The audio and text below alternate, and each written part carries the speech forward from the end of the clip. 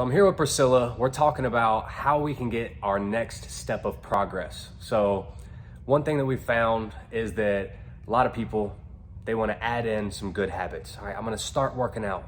I'm going to start drinking more water. But there's something that they're forgetting. Forgetting to cut out the bad habit.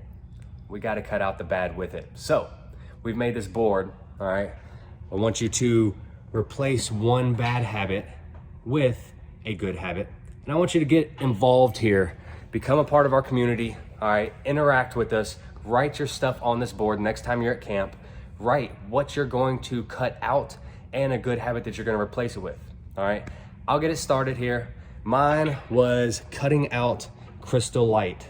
I don't really care for regular water, so I was drinking a lot of Crystal Light, but I have replaced that with infused water. So I'm now putting lemons, grapefruit, little lime, maybe some cucumber in my water.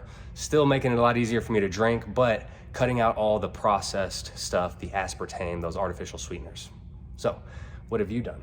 I was skipping meals. Now I've replaced it with putting my meals in my Fitness Pal, and I eat 5 times a day. Yep, so every night she goes through and she plans out what she's gonna have for the next day on the app to make sure that the calories, the macronutrients, or fats, carbs, and proteins are all where they need to be for the day. And that way the next morning she can refresh her memory, look up on that app, My Fitness Pal, and then she can stay on track perfectly with no skipped meals, and her energy's better, her workouts have been better, and in the past month, what have we done?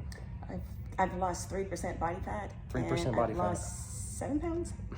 In 1 month, just from planning ahead and not skipping the meals. So get interactive with us, put your stuff on the board, let's make this happen.